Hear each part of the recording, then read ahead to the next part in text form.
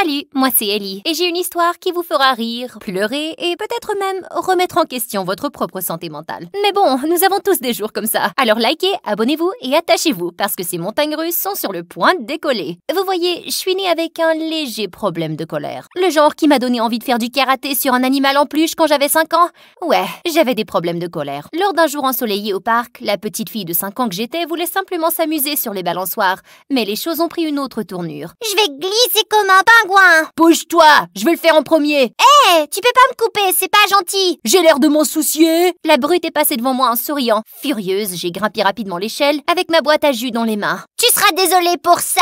J'ai serré la boîte très fort, faisant gicler le jus directement dans ses yeux. Ensuite, je l'ai frappé et je l'ai poussé dans le toboggan. Et son nez s'est mis à saigner. Il s'est mis à pleurer comme un bébé et son père est arrivé en courant. Qu'est-ce qui va pas chez toi? Tu te comportes comme un monstre. Tu devrais avoir honte. J'ai ramassé un caillou et je l'ai lancé vers lui, mais je l'ai manqué de peu. Ne me dites pas comment je dois me sentir. Vous devriez me remercier d'avoir donné une leçon à votre enfant horrible. Je lui ai jeté un autre caillou et je me suis enfuie. Maman et papa m'ont crié dessus pendant tout le trajet. J'ai pleuré et je me suis excusée, puis j'ai sauté sur mes parents et je les ai couverts de baisers jusqu'à ce qu'ils me pardonnent. Ouais, je pense que je suis quelqu'un de gentil en général. Je veux dire, tant que je suis pas en colère. Avance rapide quelques années, j'étais la petite Ellie, désireuse de se faire des amis à l'école. Un jour, pendant la récréation, j'ai repéré un groupe de filles qui jouaient à la marelle et je me suis approchée d'elles. Salut, on pourrait être amis?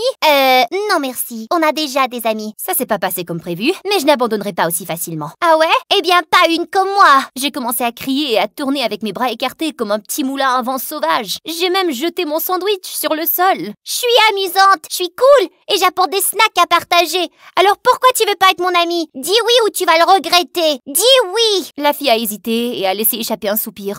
D'accord, je serai ton amie. S'il te plaît, arrête de me crier dessus. Et c'est ainsi que je me suis fait ma première amie. Elle s'appelait Lucie et elle était la meilleure. 2 ans plus tard, alors que j'étais en 3e année, ma famille m'a annoncé un jour que nous devions déménager pour le travail de papa. Effrayée de perdre Lucie, je me suis mise en colère. Je ne quitterai pas Lucie. C'est ma meilleure amie. Je n'irai nulle part. J'ai protesté en restant dans notre cabane à l'arrière de la maison et j'ai refusé de descendre jusqu'à ce que mes parents changent d'avis. Nous savons que tu es en colère, mais nous devons penser à ce qui est bon pour la famille. Mais quand je n'ai pas bougé, mes parents ont cédé au bout de quelques jours. J'étais tellement heureuse que j'ai fini par descendre de la cabane. J'ai appris que défendre ce qui compte peut faire la différence et que ma colère était la meilleure chose que j'avais. Elle me donnait tout ce que je voulais. Ce que je n'avais pas réalisé à l'époque, c'est que Lucie avait fini par comprendre qu'elle pouvait profiter de mes problèmes de colère pour arriver à ses fins. Si elle voulait quelque chose de quelqu'un, elle mettait au point un plan surnois pour me mettre en colère contre cette personne. Oui, cela faisait toujours de moi la méchante qui se battait et intimidait les gens, alors que Lucie, elle, avait l'air d'être la gentille et calme amie d'un monstre. Mais personne n'a été sérieusement blessé, chanceusement. Cependant, à l'entrée au collège, Lucie a commencé à le faire plus fréquemment et pour des choses plus importantes. Et j'ai commencé à m'attirer de graves ennuis. Genre, un jour, Lucie est venue me voir en me disant que Madame Thompson l'avait convoquée dans son bureau et lui avait dit qu'elle lui donnait un C- pour son projet. Tu sais ce qu'elle a dit ensuite? Elle m'a dit que je devrais me trouver une autre meilleure amie parce que tu me distrais avec toutes tes disputes et que tu affectes mes notes alors que toi, tu as de bonnes notes. Et elle m'a aussi dit que tu traînais avec moi juste pour te sentir meilleure que moi. Tu peux t'imaginer?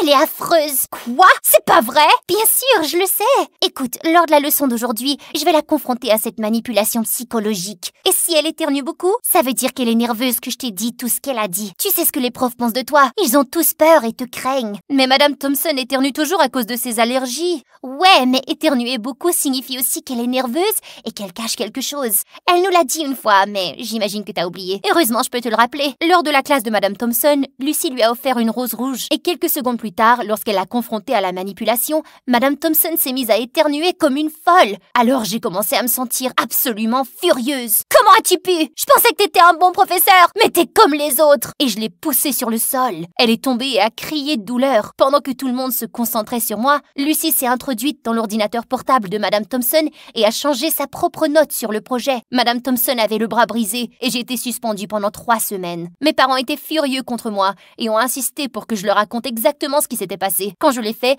maman a dit que c'était Lucie la sorcière manipulatrice. Alors je lui ai crié dessus. Je ne lui ai pas parlé pendant des jours après. Comment pouvait-elle dire ça de ma meilleure amie? Quelques jours plus tard, j'ai rendu visite à Lucie et sa mère a ouvert la porte. Elle m'a regardée comme si j'étais un cafard. Oh, encore toi. Qu'est-ce que tu veux? J'ai entendu ce qui s'est passé avec Madame Thompson. Pourquoi ne peux-tu pas être un être humain normal? Pauvre Lucie, elle a failli rater son projet à cause de toi. Quoi? Oui, tu es folle et tu affectes mon enfant. Elle finira par échouer à tous ses cours à cause de toi. Pourquoi tout le monde dit ça? Parce que c'est vrai. Écoutez, espèce de... J'étais sur le point de lui crier dessus quand Lucie est arrivée et m'a entraînée dans sa chambre. S'il te plaît, Ellie, tu peux pas parler à ma mère comme ça, peu importe ce qu'elle dit. Mais je suis une bonne amie et je te pardonne. Maintenant, calme-toi et prends cette barre Snickers. Je sais que c'est ton bonbon préféré. Lucie avait clairement répandu des mensonges à mon sujet, mais j'étais trop aveugle pour le voir à l'époque. Et lorsque je suis retournée à l'école, les choses étaient un peu différentes. Une nouvelle fille, Isabella, avait rejoint notre classe. Elle était riche, jolie et devint rapidement populaire. Lucie semblait ennuyée par son existence, mais elle me semblait être une fille plutôt cool. Jusqu'au jour où Lucie et moi avons vu Isabella sortir de la salle de bain et j'ai remarqué qu'elle tenait un marqueur dans sa main. Lucie est allée aux toilettes pendant que j'attendais dans le couloir, mais quelques instants plus tard, elle est ressortie, m'entraînant avec elle dans la salle de bain. Oh mon Dieu, tu dois voir ça. Tu ne croiras jamais ce qu'Isabella a écrit à propos de toi sur la porte. C'est tout à fait son écriture. J'en ai fini avec cette psychopathe ennuyeuse d'Ellie. Elle est toujours en train d'intimider tout le monde. Je veux une école paisible et calme dont je puisse me vanter auprès de mes amis riches. J'offrirai 1000 $ à quiconque peut se débarrasser d'elle. Envoyez-moi un message sur ce compte Instagram si vous êtes intéressé. Quelle sorcière stupide et laide. Furieuse, je me suis précipitée sur Isabella. Comment oses-tu écrire ça sur la porte de la salle de bain à propos de moi? Je t'ai vu avec le marqueur. Ose même pas mentir. Ellie, sérieusement? J'avais un marqueur, oui, mais je travaillais sur mon projet artistique. J'ai pas écrit quoi que ce soit sur toi. Ah ouais? Lucie semble penser que c'est ton écriture.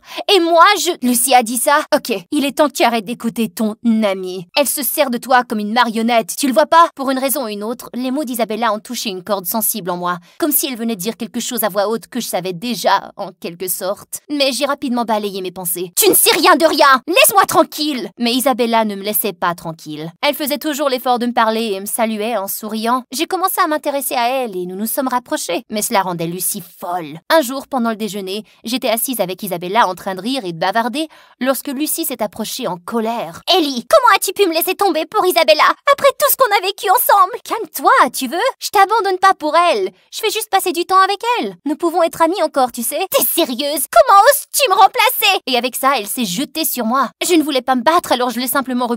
Mais elle a empoigné mes cheveux et s'est jetée sur moi. Heureusement, quelqu'un a appelé un professeur et Lucie a été mise en retenue pour 2 semaines. Et je le jure, ces 2 semaines ont été les meilleures de ma vie. Les choses étaient calmes et paisibles et je n'ai pas eu une seule dispute avec qui que ce soit. Isabella m'a même convaincue de commencer une thérapie pour mes problèmes de colère. Et je me sentais vraiment bien à ce sujet. Un jour, Isabella m'a dit quelque chose. Hé, Ellie, hier quand je suis rentrée de l'école, j'étais choquée de trouver Lucie dans ma maison. Tu t'imagines? Je lui ai demandé ce qu'elle faisait là, mais avant qu'il ne puisse répondre, sa mère est arrivée. Elle est notre bonne. Je le jure, je n'en avais aucune idée. Elle a dit qu'elle avait emmené Lucie pour l'aider à nettoyer la cuisine avant Noël. Oh ouais, je savais que sa mère travaillait comme bonne pour toi, mais nous n'en parlons jamais, car je ne veux pas l'embarrasser ou quoi que ce soit. Mais je n'ai pas un bon sentiment à propos de sa présence soudaine dans ta maison. Il se pourrait qu'elle prépare quelque chose de louche. Nous avons donc décidé de garder un œil sur Lucie cet après-midi-là, et nous avons observé à distance la mère de Lucie donnant des instructions de nettoyage. Mais quelques instants après le départ de sa mère, nous avons entendu un grand fracas, suivi du cri de Lucie. Nous nous sommes précipités pour trouver Lucie allongée sur le sol avec une étagère cassée et des ustensiles partout autour d'elle. Nous avons essayé de l'aider, mais elle hurlait de douleur et ne pouvait plus bouger. C'est alors que la mère de Lucie et les parents d'Isabella sont arrivés en courant. Oh mon Dieu, qu'est-ce qui s'est passé? Oh maman,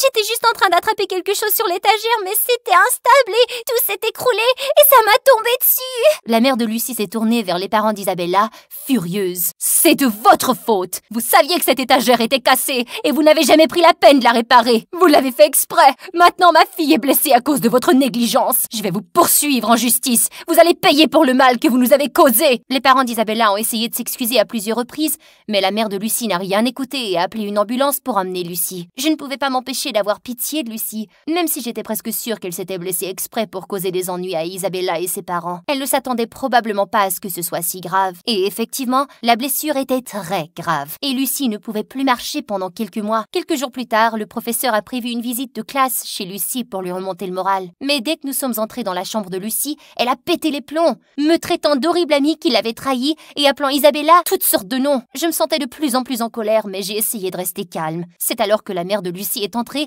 et qu'elle a commencé à me traiter de mauvaise amie. Ah, tu es ici pour la blesser encore plus, c'est ça? Il est évident qu'ils ne sont pas tes amis. Mais attention, Isabella, je suis certaine qu'elle t'a choisi parce que tu es riche. Elle a toujours été une petite ordure. Soudain, j'ai craqué. J'ai sauté au pied de la mère de Lucie et elle est tombée en arrière terre et s'est cogné la tête sur le sol. Tout le monde avait l'air choqué et je savais que j'avais fait une grosse bêtise. Je me suis enfuie en pleurant. Quand maman l'a découvert, elle était folle furieuse. Ellie, je ne peux pas croire que tu aies attaqué la mère de Lucie. Elle m'a appelée menaçant de contacter les services de l'enfance et leur disant que tu dois être placée dans un centre de désintox parce que tu es un danger pour les autres. Je me suis franchement sentie terrifiée en entendant cela et mon premier instinct a été de crier et de me défendre. Mais au lieu de cela, j'ai pris une grande respiration et j'ai pensé à mon amitié avec Isabella. Et cela m'a aidée à me calmer en fait. Maman, je sais que c'était mal ce que j'ai fait et je suis désolée. Je m'efforce de contrôler ma colère. Je vais m'améliorer, je le promets. Maman a eu l'air très surprise, puis elle a acquiescé. Mais elle m'a quand même confisqué mon téléphone et m'a privée de sortie pendant un mois. Je n'ai pas protesté. Je savais que je le méritais. De retour à l'école, Isabella m'a dit que la mère de Lucie allait entamer un procès et j'avais vraiment souhaité pouvoir faire quelque chose pour l'aider. Lucie ou sa mère n'écouteraient pas un mot de ce que je leur dirais. Mais un jour, j'étais dans les toilettes de l'école quand quelqu'un a frappé à la porte. C'était la mère de Lucie. Ellie, je dois te parler. J'ai lu le journal de Lucie et j'ai découvert la vérité sur ses actions.